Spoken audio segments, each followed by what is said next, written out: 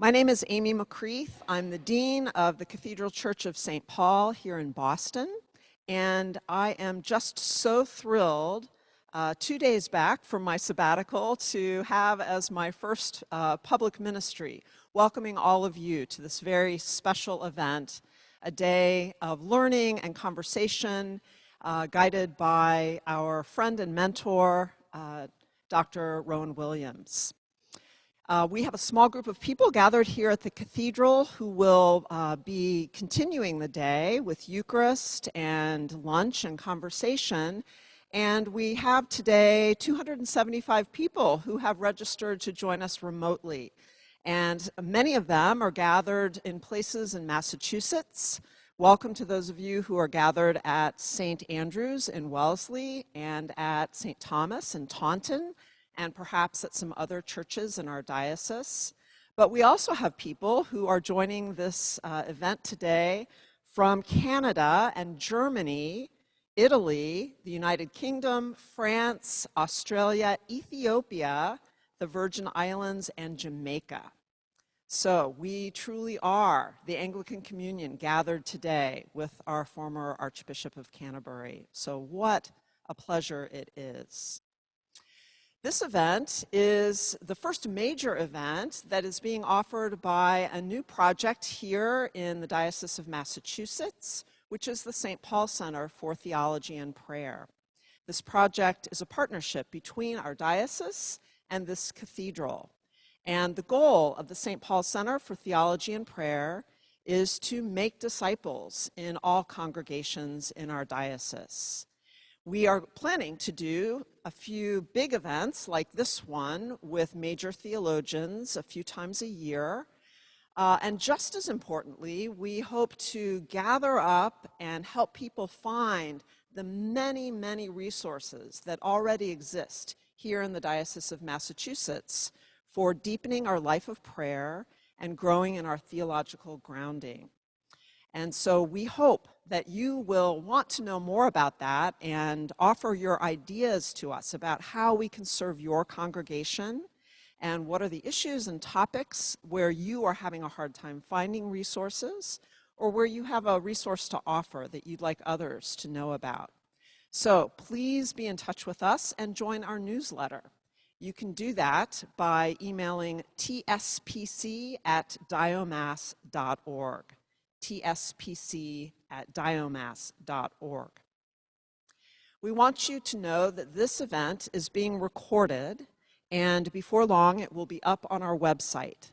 So after you have a tremendous experience today, it is a resource for you to share with your congregation and perhaps have another gathering there where people view it and continue the conversation and the learning. So you can look for that at the TSPC website, which is within the cathedral's website. If you go to the website of the Cathedral Church of St. Paul, you can click through to TSPC for that. So again, welcome, and thank you so much for being here, for being a part of this. Thank you to the leadership team of TSPC who made this possible and did all the hard work while I was on sabbatical. And thank you especially to Dr. Rowan Williams, who I had the pleasure of meeting and learning from when he came to Seabury Western Seminary when I was a senior in seminary, and I have been learning from him ever since. And now to introduce Dr. Williams, I am so glad to call upon another member of the leadership team of TSPC, the Reverend Dr. Jared Mercer. Jared. Thanks, Amy. Written down a introduction here. There's so much you can say about Dr. Williams, and so you don't want to talk for 10 minutes. You just want to say what you want to say. So Dr. Rowan Williams was the 104th Archbishop of Canterbury after serving as the Archbishop of Wales and the Bishop of Monmouth, as well as holding academic posts at both Cambridge and Oxford, including the late Lady Margaret Professor of Divinity at Oxford. Following his time as Archbishop, he became the Chancellor of University of South Wales and was the Master of Magdalen College, Cambridge, until 2020. He seems to prefer Cambridge to Oxford. I try not to hold that against him. He is, to my mind, the most, and many others, I'm sure, the most significant living theologian. His publications, ranging from early Christian history and theology to modern doctrine to literary criticism to politics and civic life, to his work as a poet and playwright, display the fullness of his vision of our Christian faith and his impact on not only the church but broader society.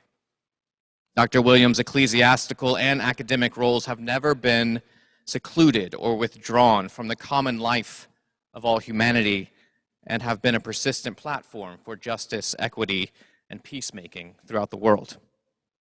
And most importantly, I think Dr. Williams is a humble pastor, priest, bishop, and disciple of Jesus, a person of prayer and of Christian action, and who embodies the St. Paul Center's belief that theology is a lived, practiced, performed reality in the life of the church and for the good of the whole world. So it's a joy and privilege to have Bishop Rowan join us today.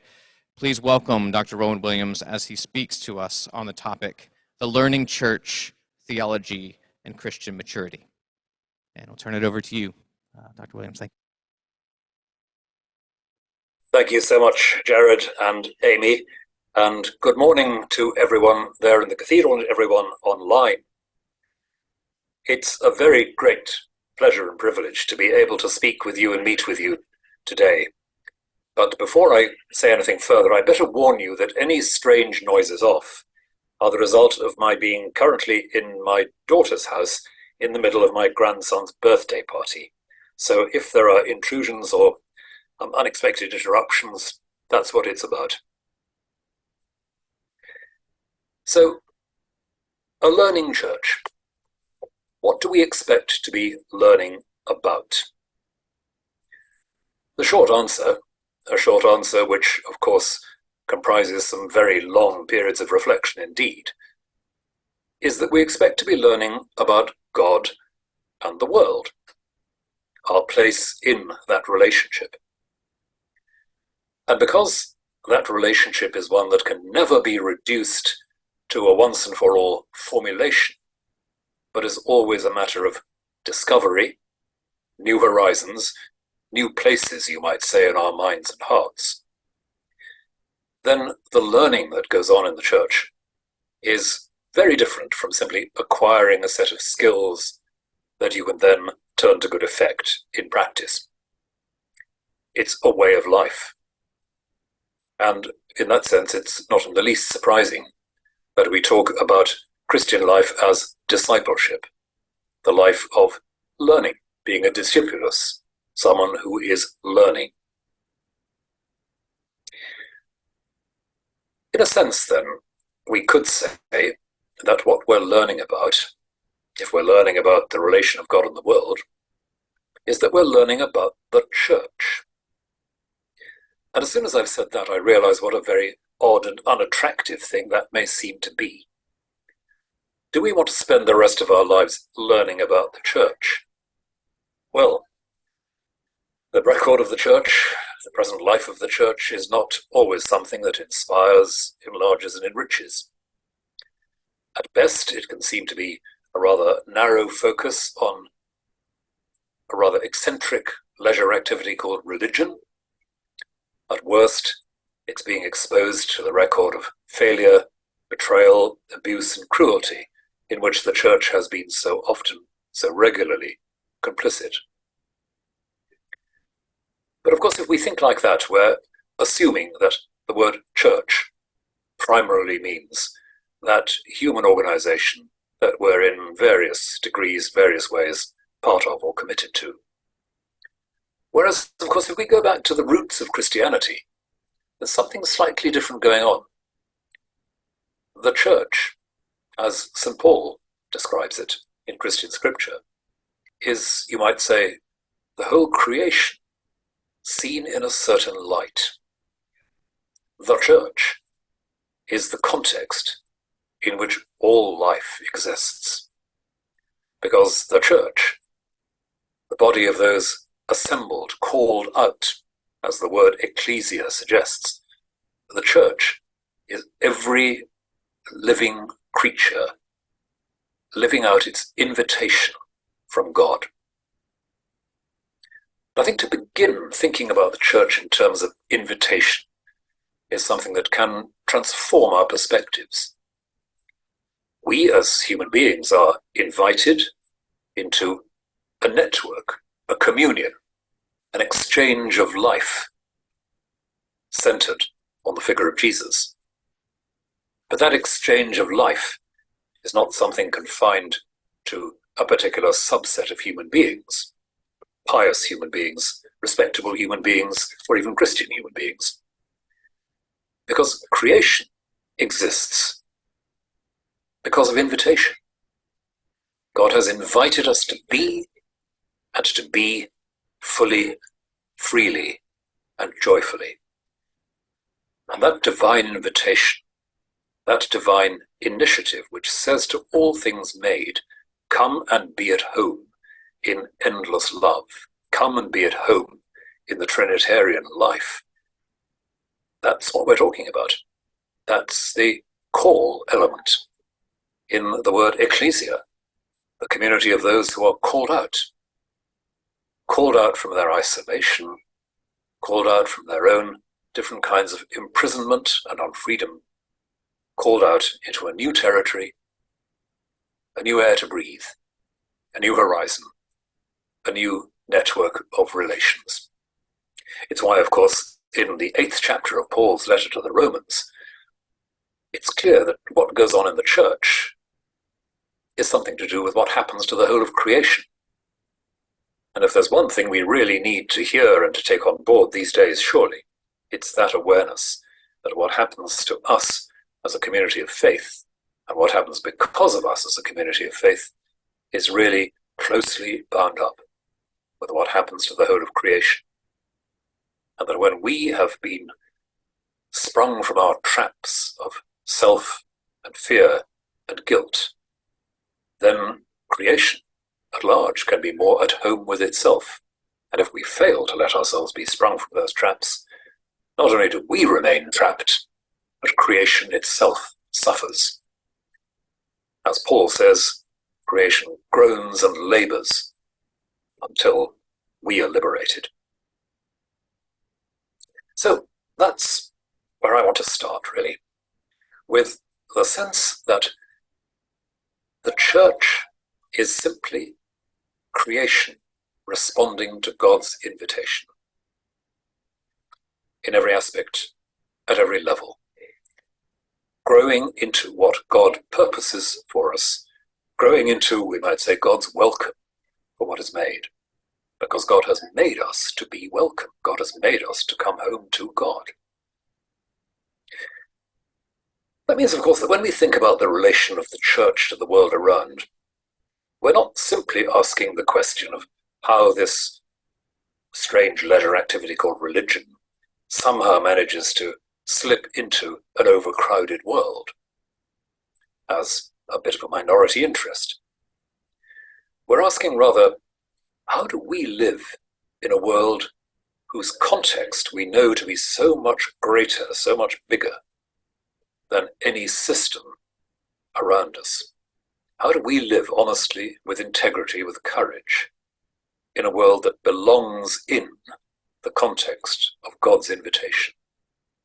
How do we react to a world where everywhere we turn, God's invitation is being extended, and we know that the world will find life in responding to that invitation? So, the Learning Church is a church that's learning about living in response to invitation, learning to live as the invited community, and sharing with the world around that sense of invitation, welcome, and potential homecoming.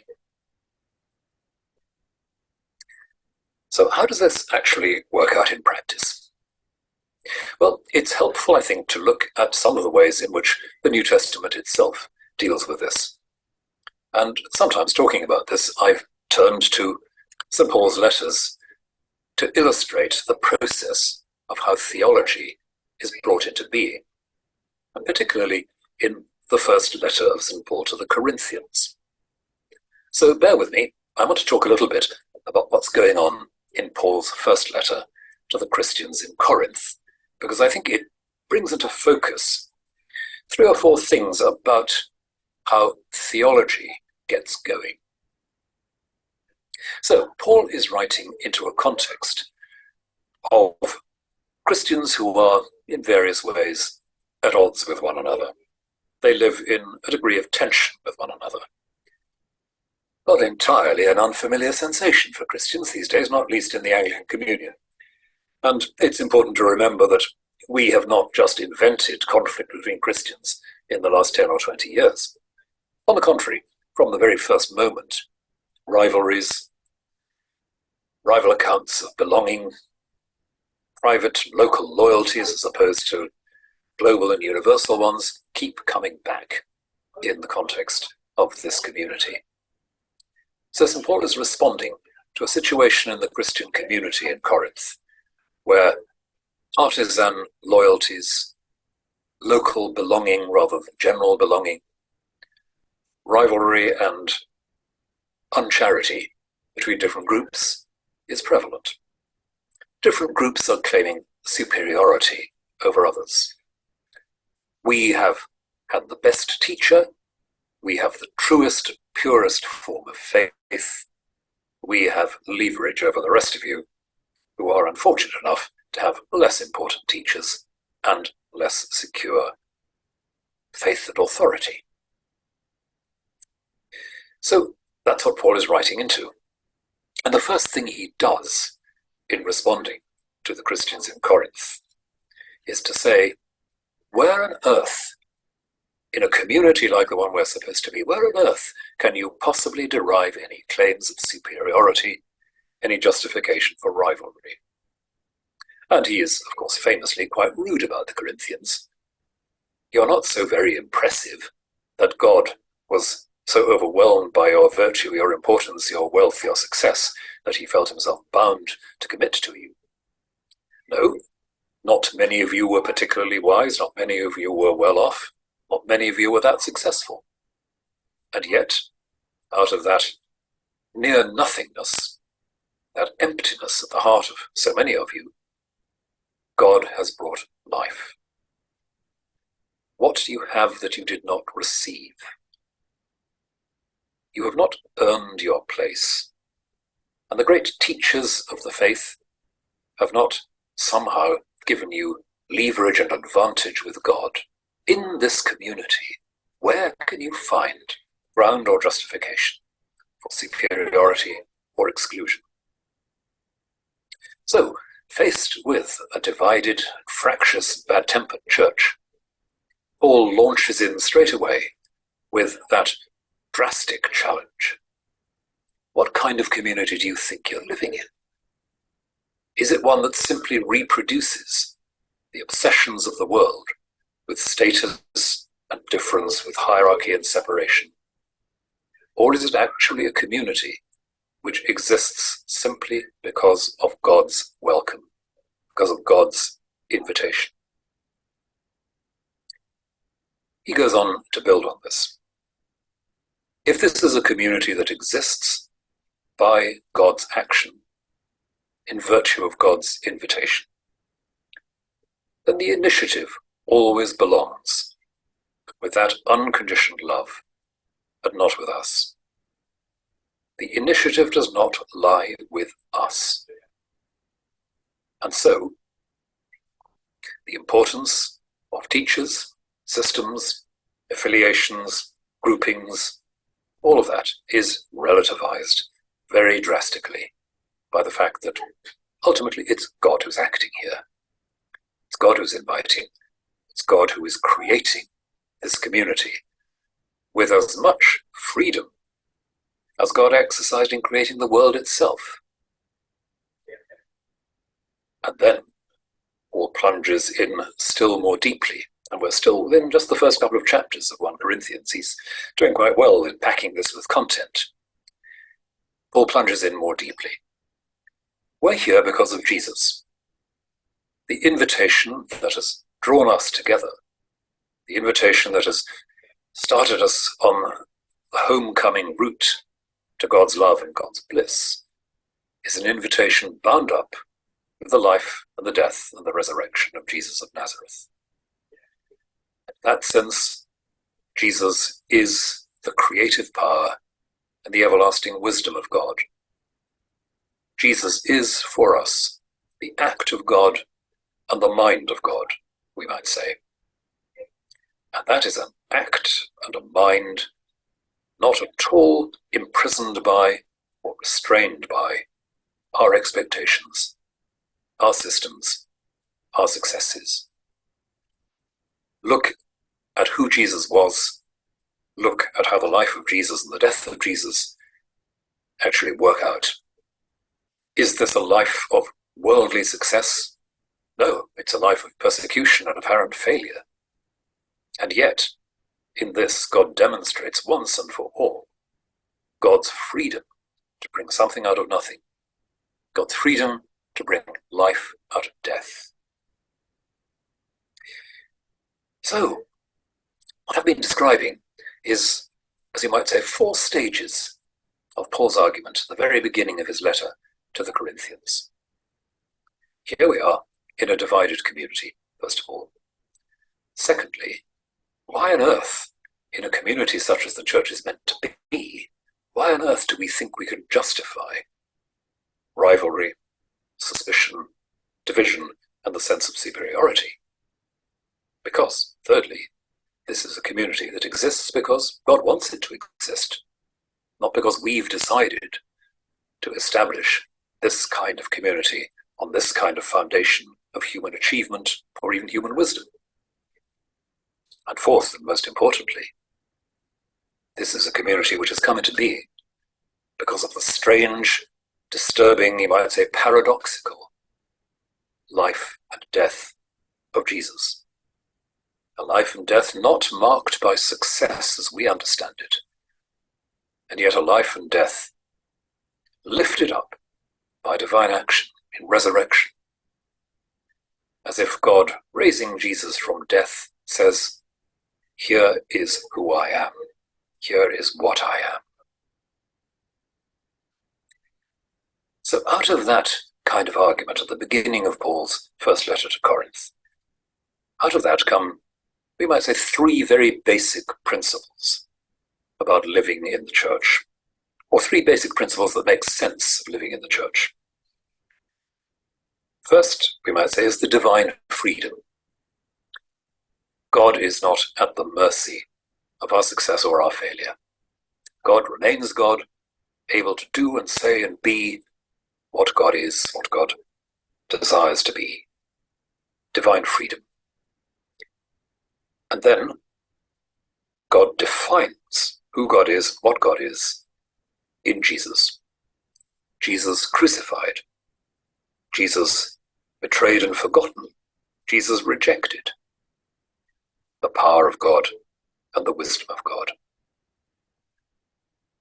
And so, coming from that, the nature of the church, the called, the invited community, is, in the great phrase that was used so often in the Reformation, the status, the nature of a creatura verbi, a creation by the word, something brought into being by God's welcoming word, God's communication of God's invitation to us. And as such, this community exists to witness precisely to the divine freedom. Now, the point of going through the beginning of 1 Corinthians in this way, drawing out its argument, looking at the principles that emerge, is to show how, as Paul tackles the internal tensions and the problems of the community that he's involved with in Corinth, he begins to do theology. He looks at the nature of the church as he understands it, and says, what is it here that gives us some sort of life-giving clue as to the kind of God we are dealing with, the kind of God we are living with? And that's theology. here is a kind of theology which you might say comes into being as a response to the sort of difference it makes to be responding to God's invitation. What's new about living in the church? And I think that really is a question that's basic for the well-being of the church and basic for the understanding of theology. What is new? What is good news here? What is different about this? Not simply what's the content in terms of concepts and ideas, but what sort of human possibilities have now come alive because there is a community like this, looking to a story like that of Jesus, living, crucified, risen. And there's one more dimension that Paul turns to and develops still further as he unscrambles his ideas here. And I do use the word unscrambles advisedly because Paul is, as so often in his letters, thinking fast, thinking on his feet, dictating, presumably at high speed to his secretaries, occasionally losing the thread a bit or losing his grammar. But he's thinking through what it means to be in this community of response to invitation. And as he pursues this, a theme which he touches on in other places comes very vividly into focus. We are a community of people invited. We will find our life and identity within this community. And one thing that means is that the absolute distinctiveness of everyone invited into this community is, you might say, affirmed, reinforced, brought to its fullness by the gift of God's Spirit. This is a community that's not just an assembly, lots of people, as it were, standing side by side. This is a community where we are transmitting life to one another. And Paul spells this out in great detail in his first letter to Corinth, as he talks about the way in which the Spirit gives to each one of us a gift that has to be shared. The gift that is most deeply ours, most distinctively our own, is the gift that has to find its life and space and reality in the service of the neighbor. What, you might say, what makes us most ourselves is a particular kind of gift by which we can make another person more fully alive and make the community more fully alive. That's the life of the Spirit.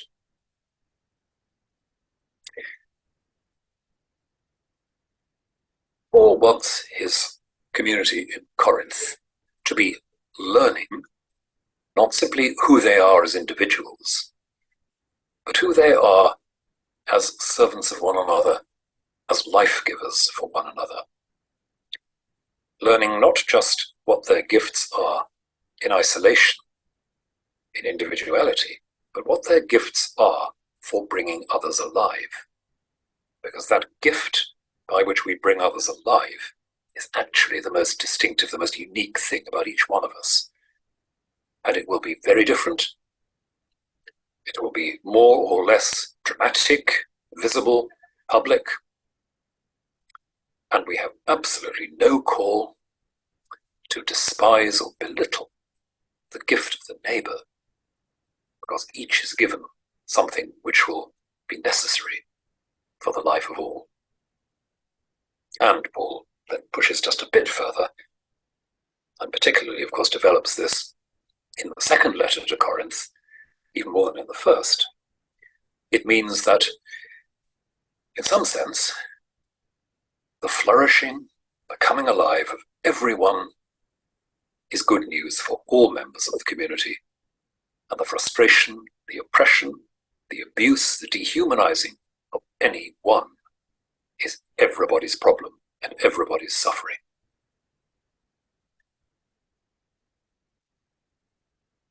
We're learning how to be human in that kind of context. And because it is God the Creator we're talking about finally, one of the things we're saying is, of course, that our living in the whole world, every relationship we're involved in, is lived in this context against this background. That's why I said earlier on that it's not a matter of the church, as it were, worrying how it's going to find some sort of empty space to occupy in the world around.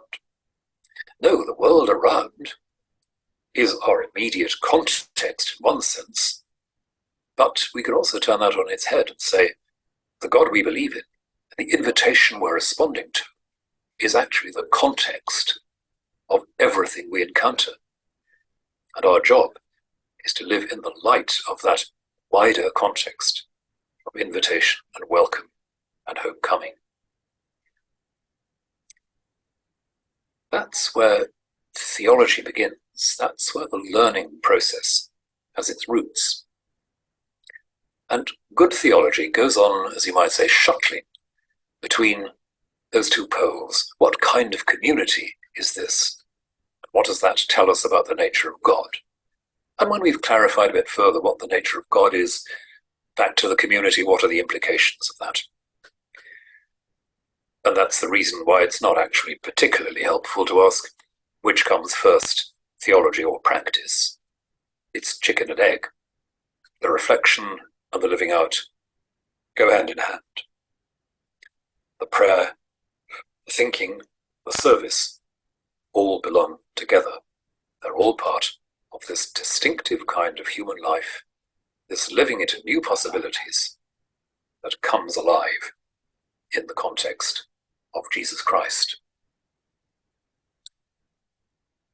And that's why, in the first instance, the task of theology is not so much sitting down with a pen to work out the ideas. Paul's doing a fair amount of that in his letters to Corinth.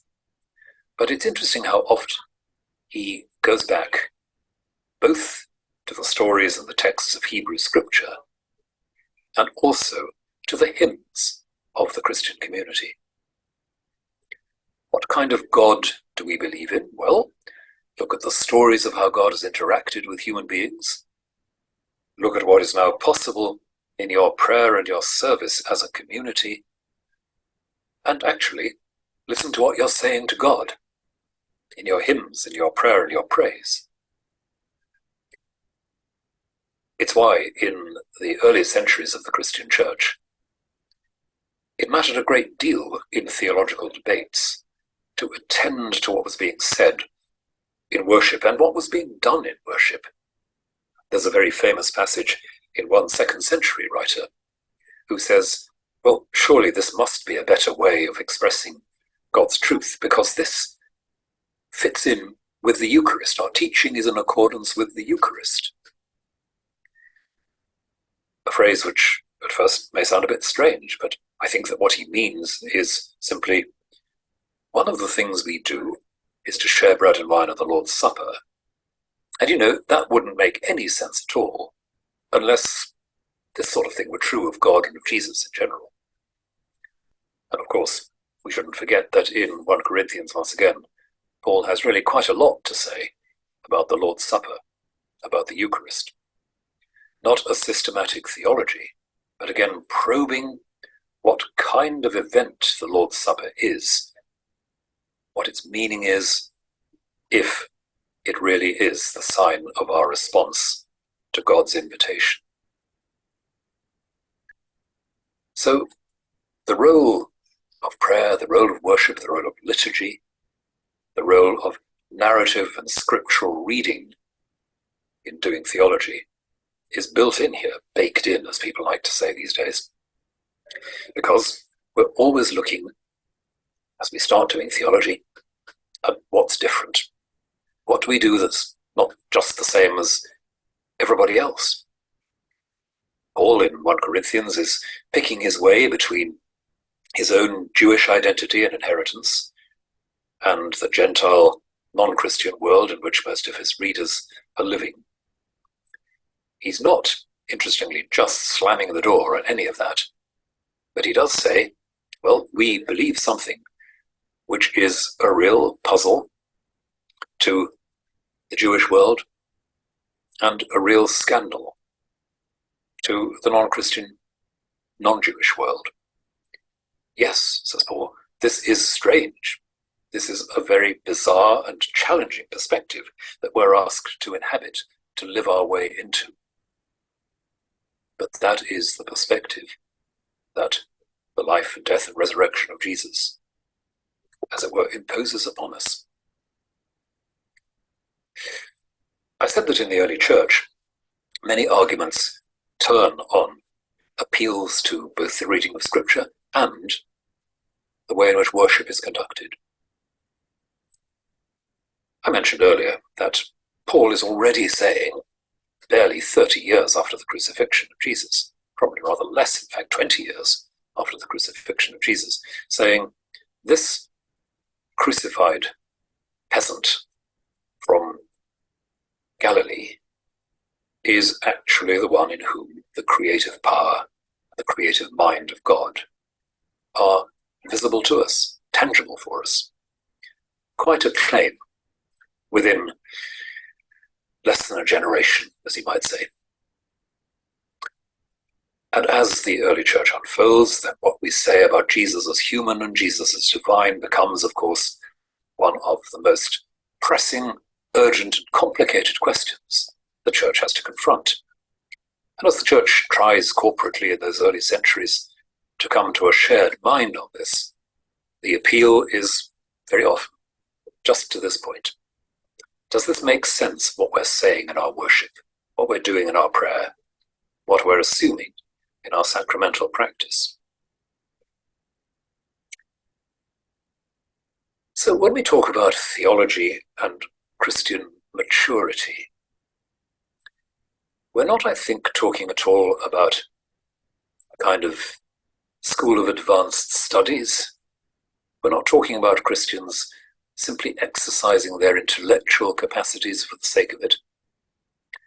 We're talking about Christian maturity in the sense of a new and liberating degree of self-awareness. Not a self-awareness that's simply self-conscious, let alone self-oriented, but a recognition of who and what we are in the presence of God. Maturity has something to do with being at home in our skins, doesn't it? It means not being paralyzed by self-consciousness, by anxiety, by guilt, by fear. It means settling into who and what we are, accepting who and what we are, not passively, not complacently, but accepting who and what we are as the foundation for growth. That's one definition of maturity, and that's why theology is part of it. Theology tells us who and what we are in this great context of God's invitation, God's welcome, the possibility of our homecoming in and to God. And out of this flow the doctrines, the formulae, the complicated debates about how you balance the human nature and the divine nature of Jesus. And we won't go into that at the moment, because, of course, it's still a complex, controverted matter in so many ways. But if I'm right in looking at those early chapters of Paul's first letter to Corinth as a kind of test case in how theology begins to happen, then perhaps we can see how even now that's how theology gets going. People looking at who and what we are, what we're doing, what we're saying, what we think is possible for us as Christians, trying to work out what kind of picture of God, what kind of language about God and God's world would make sense of that. In what context would all these affirmations and statements really hold together and make sense? So, just beginning to pull some of these ideas together before I give you a chance to have a break and think through what questions you might want to ask. Some of the things that come out of this might be these. Theology works for the church to understand itself better, not just as an institution, not just as a human community, but as the whole cosmos responding to God's invitation. Theology is about exploring that global vision. And that means that if the church is not in some way seeking to set forward, to witness to God's invitation, God's welcome, God's vision, you might say, for us, if the church is not doing that, well, there won't be very much to theologize about. We will just be, as I said earlier, a rather eccentric leisure activity. We might have lots of interesting ideas, but not a great deal that would justify the fuss we're making, to be honest.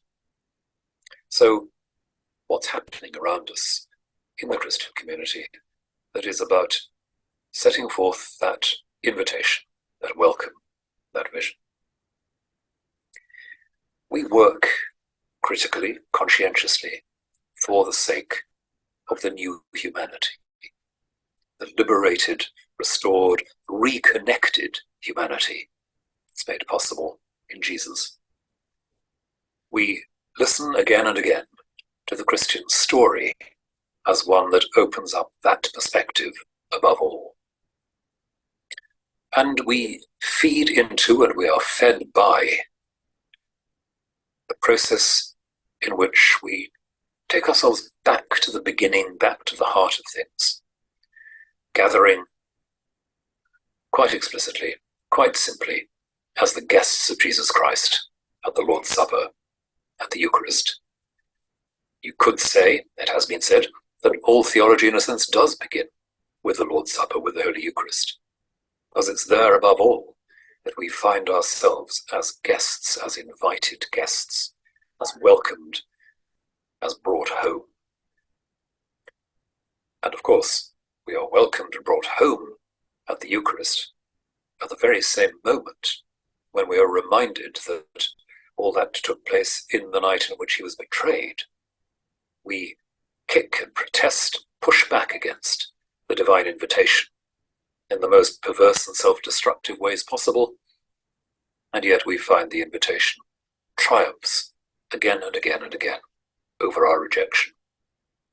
Every time we come back to the Holy Eucharist, we affirm our hope and our trust that God has not been put off by our response, that God's invitation is rooted in what God actually is. And when Jesus breaks the bread and pours the wine, what we are seeing is the indestructibility of God's welcome and God's invitation, made flesh and blood in the death and the resurrection of Jesus. What I've been trying to do is to suggest that the real context of theology, and I'm all in favor of contextual theology, the real context of theology is this new creation, as Paul calls it, a new way of looking at the world and being in the world. But God forbid that we take that as some kind of alibi for not paying attention to what is in front of our noses, what actually is going on in God's world today. The challenge is not somehow to build up a kind of parallel world, as one great secular philosopher said, a kind of system of unreality replacing the reality of human emotion and human conflict.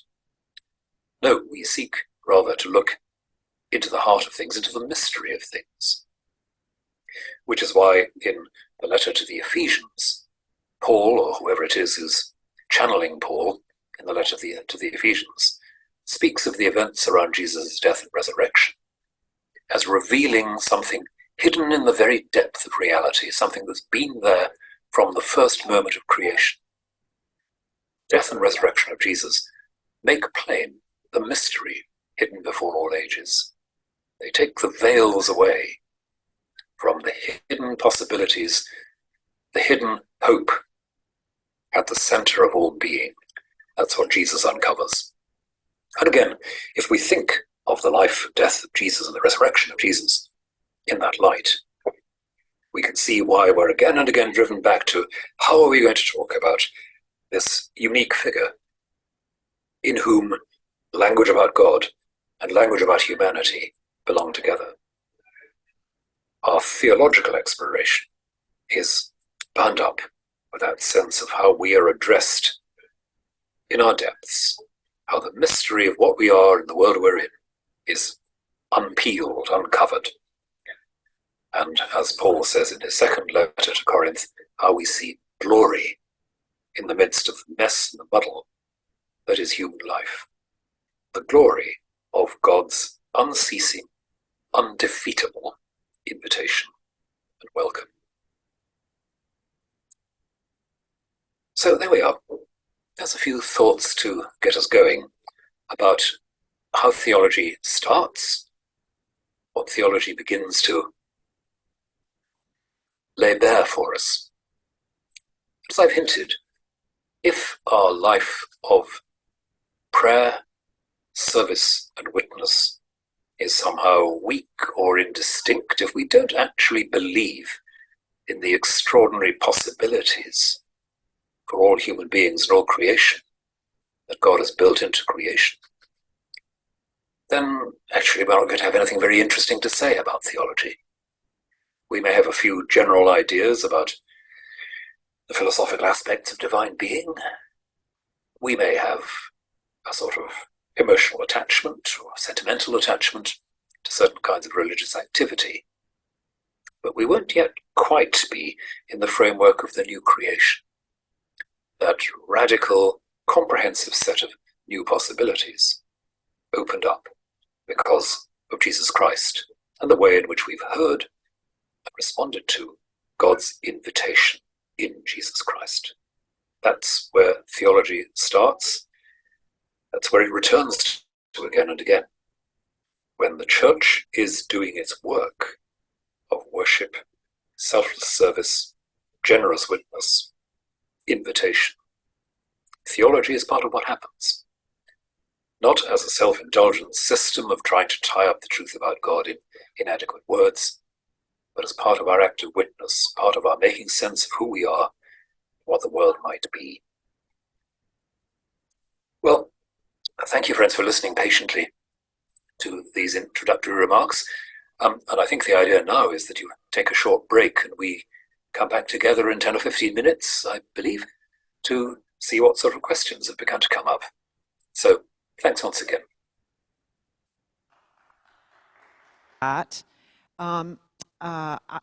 We are just so thankful for this time with Dr. Williams, and also thankful and humbled that he has decided not to accept the honorarium that we offered him for his time today, and instead to give that honorarium to the support of refugees here in Boston.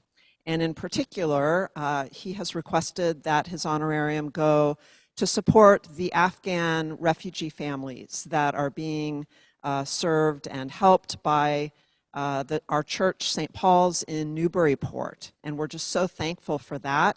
It's such an extraordinarily important cause, and that money will go to such good use. And we thought that since invitation is part of what Dr. Williams has been sharing with us and is at the heart of our life with God, that we would extend that invitation to all of you. If you're thankful for the time that you've had this morning with Dr. Williams and you'd like to support something that really matters, we invite you also to make a financial donation in support of the Afghan refugee ministry at St. Paul's in Newburyport. And I'm going to turn again to Jared Mercer to tell us just a little bit about that, since he is the rector of the church in Newburyport. Thanks, Amy. Yeah, and I won't keep you long because we want to get back to Dr. Williams. For the past 2 years, we've been housing very large refugee families actually in our church basement Sunday school rooms, converted into living spaces, because in the rampant influx of newcomers into our state, into our area, which you're all experiencing, I'm sure, in your own areas as well throughout the world, there's no place for them. We are in a state of crisis. Actually, our governor has declared an official state of crisis around this, in which our hotels and even emergency rooms in hospitals, and our shelter system are overrun with refugees, with forcibly displaced people from around the world. And we are worldwide looking at we're pushing close to 110 million displaced people. That's about 1 in 74 persons in the world. Some estimates are as high as by 2050, up to 1.2 billion climate refugees alone, and that doesn't include the continuing refugees from war and oppression and other reasons. So then we're looking at about 1 in 7 persons on the planet. And there are currently in this country precisely 0 housing solutions, particular housing solutions for refugees. And where something doesn't exist, we have to create it, right? And so this is what we're doing. It's called the Resettlement Partnership is the name of the organization. We formed as an ecumenical relationship with multiple different religious communities, as well as others in our city and state level as well. And we're creating a new system of refugee housing. I'm really excited to say that this week we're going to close on our first property. And it's a duplex that will house 2 large Afghan refugee families. But I say a system of housing because we are now looking at several plots of land in which we're going to develop more housing on. And these houses will be permanently earmarked as affordable housing for refugees. And it's an opportunity for them eventually to become homeowners, wealth creating, equity building homeowners as first generation newcomers as well, which is the best case scenario and revolutionary for the world of refugee resettlement. But also the proceeds from those houses then go to develop more. So the handful that we start with of 5 to 7 becomes 12, becomes 20, becomes 35 or whatever over time. And so it's a new ecosystem of self-generative housing to house people who have been forcibly displaced from their homes into the future.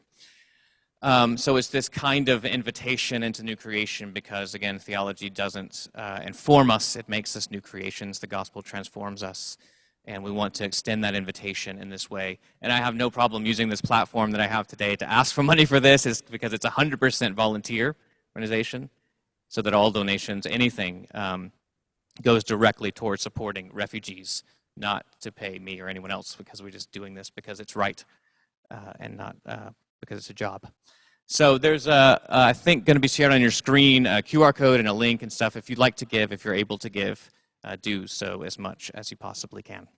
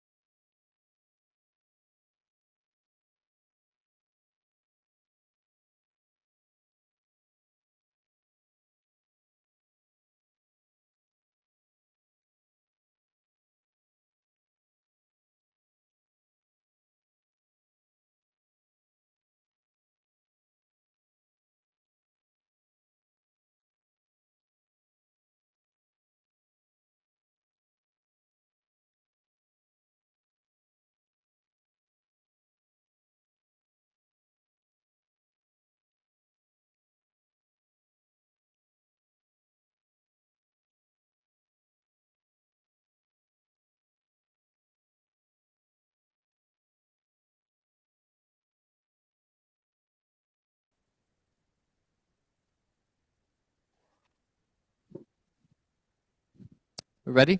Yeah, good. So I hope everyone's back and joining us.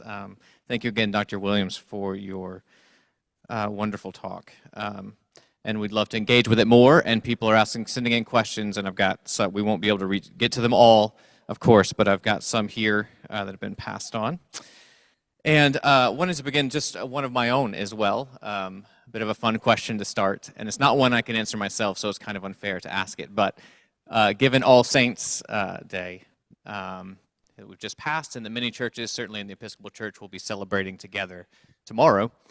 You mentioned in your talk that the life of the Spirit is a life that brings others more life. And you've spoken elsewhere of saints the saintly life making God credible in the world, like making Christ credible.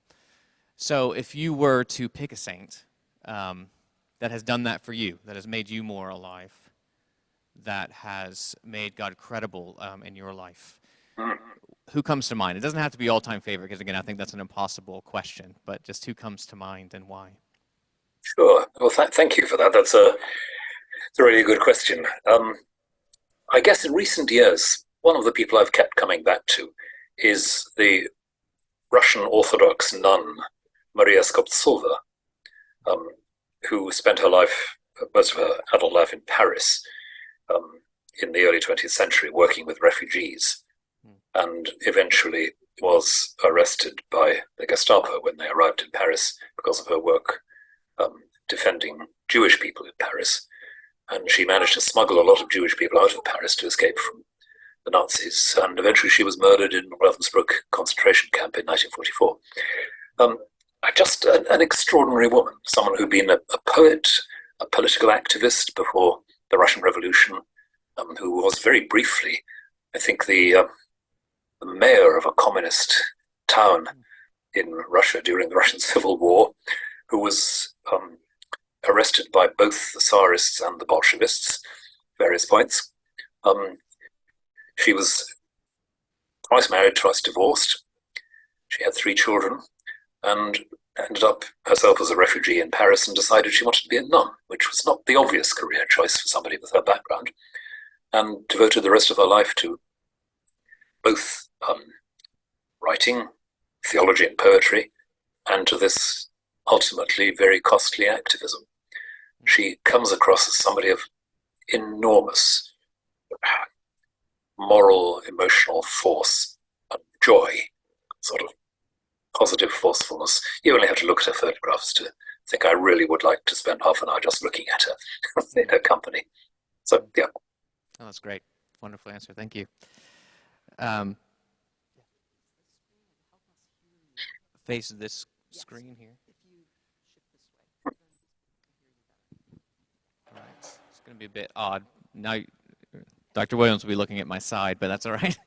Fine profile.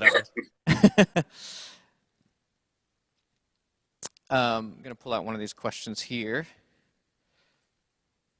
Given the centrality of the Eucharist to the receiving of and response to God's invitation, how shall we be a learning church in an age when many connect through virtual worship? Good question, and one, of course, that's been very much around during the lockdown period, isn't it? And lots of different responses to that. But I think there is something inescapably important about that physical togetherness. You can't just opt out of it. You can't just switch off and ignore. There is the touch, the sound, the smell of the neighbor, the sort of embodied connection, which I think matters so much. Which is why I don't really see how one could ever be simply an online Christian believer. There has to be that learning from the sheer there-ness, the sheer material there-ness of the other person, and learning, therefore, to give thanks for that sheer material there-ness of another person. Another one came from someone here, pertinent to current situations and in the world, surely. And she asked, particularly given the centrality of bread and wine to ancient and present-day Judaism, and obviously to Christians, can you suggest the meaning of this crossover between the two in theology? And how can we as Christians work to bridge the gap between Christians and Jews, especially with rising anti-Semitism? Well, that's a really painful question just at the moment, because I know that in the US, as in the UK, anti-Semitic incidents have really spiraled in the last couple of weeks. And like so many people, I found myself profoundly divided on this, in that I long for some sort of peace in Gaza that will prevent the annihilation of the whole population there. At the same time, I don't think that the terrorist misogynistic and oppressive regime of Hamas is good news for anybody, Palestinians any more than Jews. But meanwhile, to use the bombardment of Gaza as if it was some kind of excuse for anti-Semitism, given the way in which we as Christians have so much to be ashamed of in that respect, given that there are so many people in Israel and beyond in the Jewish community who would not sign up to the policies of the present Israeli government. I think it is just shameful that anti-Semitism is spiraling this way. But yeah, winning the trust of our Jewish neighbours is no easy task. We haven't exactly made it easy for them over the centuries. And I think a couple of things are just worth remembering. One is, go to your Jewish friends and find out what it is that really offends them in the ways we talk. We've all of us, I think, heard sermons which, if you like, caricature Old Testament legalism or something like that, or which use the term Pharisaical without a second thought. Let's just pause and listen to what our Jewish friends have to say about that and why they think it perpetuates dangerous, offensive caricatures of Jewishness. We can do that. And let's always, when we're talking about our Christian heritage, remember there would not be a Christian faith if it were not for Judaism. And again, perhaps one more thing there. Remember that Judaism has continued to develop, to deepen, to extend in the 2,000 years. It didn't stop in the first century of the Christian era. And sometimes we talk as if it did, as if present-day Jews are just a kind of incomprehensible hangover. So let's take the concreteness of Jewish experience seriously and listen hard. And I think the more we listen hard to contemporary Jewishness, the less likely we are just to roll up everything in one sort of anti-Israel agenda in the way that some people are doing at the moment, in ways which are really not serving anybody. Yeah, thank you for that. Thank you. The other thing, of course, that might add to that is relationship. Exactly. How many of us know people in our local synagogues, Yes. and are doing things together with our churches, and yeah. I have a question, I believe, from our bishop, who's online. And it says, please share your experience as to how, when speaking and acting across difference within the institutional church, we manage to create the space for theological dialogue, as you have described it, which doesn't turn to just spiritual proof texting. Yeah. Brutal question. Thank you, Bishop. I suppose it depends a bit how we're really responding to Scripture itself. Do we regard Scripture itself as a kind of landscape in which we can wander and explore and point things out to one another? That's the difference from proof texting. It's not that I'm going to pick this bit of Scripture and weaponize it so as to beat you into submission, but we're walking in a shared landscape. And occasionally I can kind of dig the other person in the ribs and say, look at that, what do you make of that then? And have that common ground. It seems to me a real tragedy when we stop ourselves from that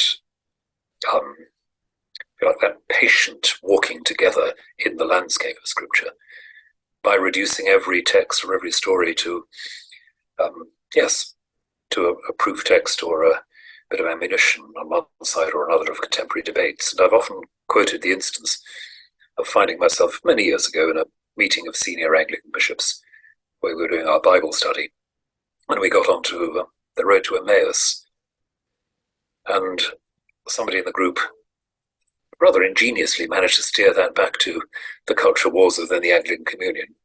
And well, I think I don't lose my temper very easily, but I really was extremely fed up at that point, because I said at the time, look, I would like some time to think about the resurrection of our Lord Jesus Christ and the fellowship which he extends to his disciples after the resurrection on the road to Emmaus. That's what I'd quite like to think about with you. And I want to know something of your experience of walking with the risen Christ. And I'm really not much interested in how we how we deploy this story in our present context. It's very important to be surprised by the Bible. And one way of being surprised by the Bible is to read it with other people who will be reading it from a different perspective, a different angle, and that's precious. It shouldn't be just threatening. Yeah, thank you. It's just a note here too that Dr. Williams, if you do see, you don't have to because I've got some here, but if you do see particular questions that come through on the Q&A, feel free to just answer those too. Just trying to narrow some down here. I want to ask too about your the influences on your own faith. So you've claimed and exhibited in your writings and teaching a great breadth of influence from early Christian theology to Eastern Orthodoxy. Sometimes when I read you, it feels like a slightly reconstructed Karl Barth with Dominican and Jesuit overtones or something. There's this. Yep. So which is a compliment. It's not a So. Well, I think you've identified quite a few of the things that are embedded. Yeah, sure. As I've often said, I was incredibly fortunate in having a parish priest when I was a teenager who had a hugely generous and wide and unanxious approach to Christian discipleship. He was a Catholic Anglican of a very orthodox kind, but made sure that the young people in the congregation were engaged with and talked to. He would lend us books, he would steer us towards this or that source of wisdom. And, back in the 1960s, which was quite a time of ferment in the church, it was wonderful to see somebody who was manifestly rooted in Christian orthodoxy and in prayer and sacramental spirituality, and was able to look at the controversies of the day, the tumultuous movements of the day, without panic. And say, well, this is interesting. This might help you understand better this aspect of the tradition. And I think I learned from him a bit not to be too afraid of all that. So I've often said he was one of the biggest influences on my entire ministry and my thinking. But yes, I've always felt it's a bit of a waste of time to try and narrow down the influences. If you're a learning church, you need to learn from as many other Christians as you can. And I've been blessed with friends in other Christian communions and traditions, and not only the Orthodox and Catholic worlds, but also, particularly when I was a bishop in Wales, friends who were deeply committed to a quite radical Pentecostalist spirituality as well. So I've just been grateful for all of that. Yeah, that's great. One of the things, just feeding off of that question, you mentioned the sort of the openness, the sort of orthodoxy with openness to learning from others. And one of the things that I've always been struck by in your life and ministry is the recognition of what the Christian tradition in all its forms has to offer us as gift for us to receive for today. And you mentioned some sort of theological turmoil of the 60s or whatever. And there would have been in a previous generation, and maybe still now, people who might think to engage with the world in a certain way today, to move along with particular issues of equity and justice, or these things, that we kind of have to throw stuff out from our past rather than being able to receive it as gift and live into that and see it as avenues for growth and change in our life. And I think it's really vital and important for the church to be able to do that. It's something in which I think you've modeled. And could you say something maybe about how you think our traditions are vital avenues for us, and not something to sort of shy away from or compartmentalize away from life today? Thank you. I also noticed a couple of questions in the Q&A about tradition and the way in which it can hamper, and the way in which sometimes we see the welcoming work of the kingdom outside the church rather than inside. So yes, it's an issue. I guess what I want to say most about tradition is we look back at the history of the church and watch the workings of tradition. How do people actually come to learn in past generations? How did people come to shape the doctrines of the Creed, the doctrines about Christ and the Trinity? They didn't fall from heaven. They were worked on. And all of that, I think, tells us a bit about the nature of our theological exploration. So when we're confronted with the vastly complex questions that so often shape our culture wars these days, I'd want to say, look, take your time. Take your time. Ask how it is that people learn about their humanity. What are the resources they turn to? Think that part of that resource is the story of how we've all learned together. Think that we are still in a process of discovery. It doesn't mean that anything goes. It doesn't mean that the future will be unrecognizably different. It doesn't mean we have to discard, tear up what we've got. But the question, I think, that so often confronts us is how do we understand that tradition as, if you like, becoming more spacious than we ever imagined as time goes on. Not a denial, but a growing into something, because that's the story. It is a story of growth, sometimes of false starts and recalibrating, rethinking. We took time to learn about the incompatibility of enslavement with Christianity. We took time to learn about the role of women in Christianity. My goodness, we're still learning. So it's not entirely surprising if it's going to take a bit of time for us to get used to rethinking issues around sexuality and gender in the contemporary context. And as I say, take time, don't panic. See what room there actually is in the learning process as we move on. Thank you. I have one here just passed on as well. So in preparation for today, a group of us in the diocese did a book study on tokens of trust to sort of introduce people to some of your basic thinking around some of basic Christian beliefs, really. So we did this study, and in the book, it was accompanied by artwork of David Jones. Yes. And the question is, would you be open to telling us how you encountered his art and its meaning for you? Thank you. Yes, I mean, David Jones means a great deal to me, both as a visual artist and a poet, and also as a Welsh person. I encountered him as a poet when I was a teenager, and what struck me most about his poetry was that it's a kind of, almost a kind of archaeological site. He's digging down into the depths of our cultural and religious history.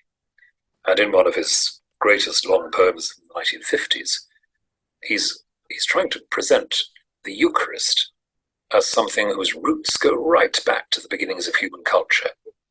As soon as we've begun to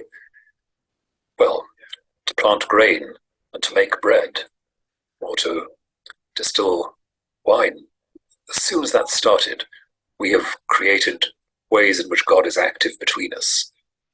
And it sort of comes to a point of focus and concentration when Christ takes the bread and the wine. Hard to describe it. I was overwhelmed by that colossal vision of what happens at the Mass of the Eucharist. And then looking at his wonderful watercolors and inscriptions, the same sense of someone digging down into the depths of things, showing us just one surface of a painting, layer upon layer upon layer of meaning. So that's what I thought was deeply loved him. Mentioning poetry, this is something that I'd love to ask you about. Both of us share a deep, deep love of poetry. For me, it's been, it sounds a bit corny to say, but a bit of a lifesaver at different points in life of grief or hardship. And I think poetry has a way of expressing what is otherwise inexplicable and opening up new possibilities for ways of human knowing and being. And it's one of the few places in our world today where mystery is not only part of it, but embraced and at the center of it, where we know the truth not by fact or analysis, but deep in our bones, And I think that for me has always had a close akin to prayer. It is closely akin to prayer, and for you in poetry. So both as a poet yourself, writing, and your love of poetry and reading other poetry. How has that awakened and enlivened your life of prayer and faith, and this life of mystery that we call our relationship with God? Yes, great question. I suppose I've always seen the poetry and the prayer dimensions as closely related, not identical, but related, because in both you have to let go of some of your ambition to be in control. Prayer happens when you're no longer just working to your agenda and trying to fit God into your agenda, but you are deeply, radically, sometimes even painfully listening, receiving. And something about poetry which requires that degree of listening, and you can't write a poem just because you think you know what you're going to say. You've got a message to convey. Poetry happens when you almost accidentally hear something comes to mind, something comes together, and in a very mysterious way, if you give it time to come together more deeply, more fully, slowly words come and arrange themselves, and you can look at what finally comes onto the page and think, well, I didn't know I knew that, or even I didn't know that, but somehow the words have come in and helped me know it afresh. So yes, it's about unclenching the fist of the mind or the imagination, opening to receive, listening very hard, and being willing to be surprised once again. That process.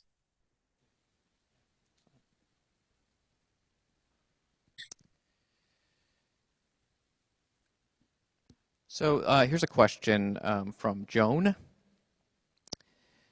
And it's an open and subjective one, but that doesn't, I know that won't bother you, and you'll be able to wrestle with this. How can and do we actually experience and pass on God's initiative, or invitation, God's invitation? Yes. I suppose it's really about whether our engagement with others within the community and beyond is one which begins in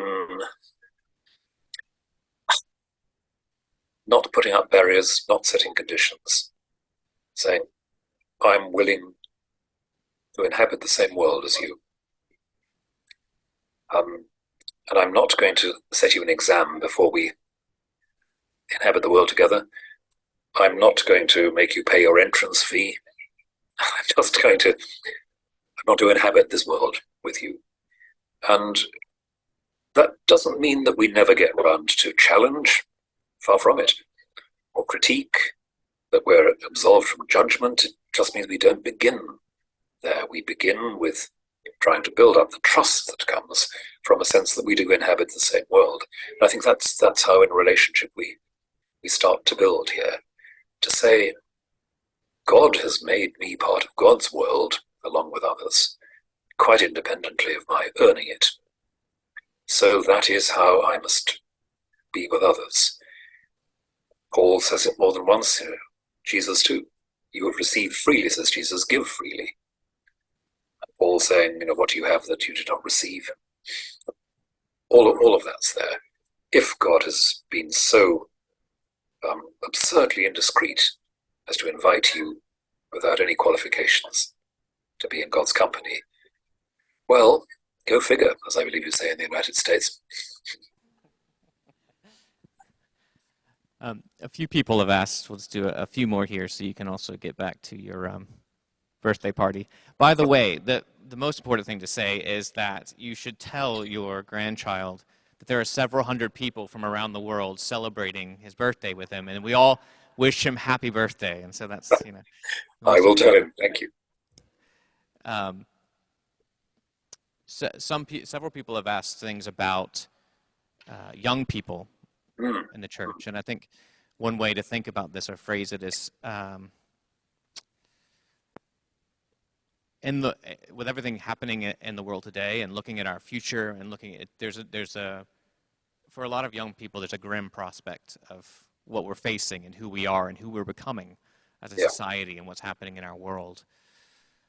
What would you say to a young person in that state, that you believe our faith offers some sort of hope in the midst of that? I'd say two things above all, I think. One is to do with one of the things that piles pressure on young people these days, and that's the sense of being kind of always on show and always under scrutiny in the world of social media and the digital world. I'd want to say, it's not just that you are under scrutiny from your peers and your world. You're not under scrutiny, but you're in the eyes of, in the gaze of, a completely merciful, completely compassionate, completely nourishing reality, to whom you are supremely precious. And how you are seen by, how you are reacted to by others, especially in sort of feverish, competitive, self-displaying world of digital relationship, how you're seen there is not the final word about you. There is something deeper, there is somewhere you belong, which is quite independent of all that. Your roots are there, I want to say. Second thing is, think of what most nurtures, enlarges, enriches your humanity day by day.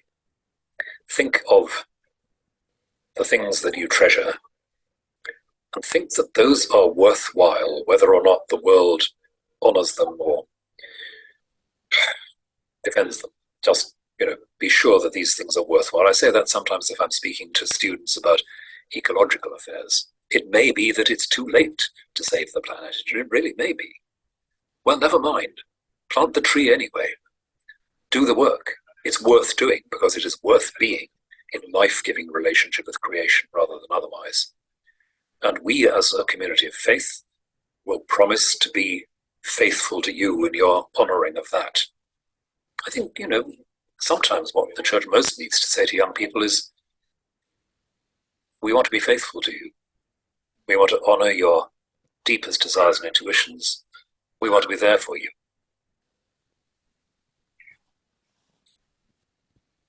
And we want to be as much of a resource as we can, which is why worship for young people ought to be spacious, resourceful, unpressured. That's why a lot of students, in my experience, love to go to Plainsong Compline and services like that. They're hungry for space. Yeah, excellent, thank you. What people are also asking if you could please give the name of the Russian Orthodox nun that you were talking about. Yes, sorry. It's Mother Maria Skobtsova, Skobtsova, now Saint Maria of Paris for the Orthodox Church. Yeah, no, that's great. I was going to ask one sort of more before we end, but is there anything in the Q&A that you've come across that caught your eye, just to give you a chance to? I noticed one or two questions which touched on the fact that, of course, the church can be a toxic environment, not a healing one. And I don't want to turn away from all this without acknowledging that the church's capacity to get things wrong is colossal, and the church's capacity to threaten life rather than give it is colossal. Precisely because we're so, we're so, so involved in serious, profound matters. Because this is all about life and death. Not entirely surprising if when we get it wrong, we get it dangerously wrong. And because we are so challenged about the ways we define and understand power in the face of Jesus Christ, we can do some very strange things about power. We can pretend to let go of power and in fact reduce other people's freedom by our own claims to spiritualize power. We can abuse in any number of ways. We can require humility of others and identify that humility with abjection and passivity and humiliation, and so it goes on. And the only thing that, if you like, justifies the church continuing is not its serene ability to surmount all these failures, but the reality of the constant gift which judges us, says, that won't do, you have to get back to where you started. We can't settle down with this abuse, with this compromise, we've got to get back to where we are. And so we go on with the Eucharist, we go on returning to that table where on the night he was betrayed, the Lord gave himself. And there are moments when, as I guess everybody knows, we're very conscious of standing at the Eucharist in the night of betrayal, our own betrayal, the massive failure of the church. Think of the abuse crisis in our own church and other churches. The night he was betrayed, that's where we are. And yet he takes the bread.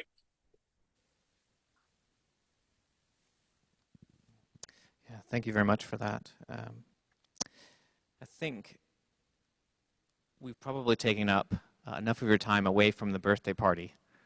I should probably get back to it. I'm going to turn back to those handing questions and things, just saying we're good. Do you think anything else you're rushing to me? Okay, good. It's incredibly pertinent. We thank you so much for being with us, for agreeing to spend this time with us. It's a rich blessing for us all, and would just give you an opportunity to, if there's anything you want to close with, or anything like that. And thank you, and I'll just say thank you for the opportunity to be with you. Thank you for all the questions, and I'm so sorry I've not had a chance to get through very many of them. But thank you for being here with me. God bless you for the rest of the day. Thank you so much. Thank you, Dr. Williams.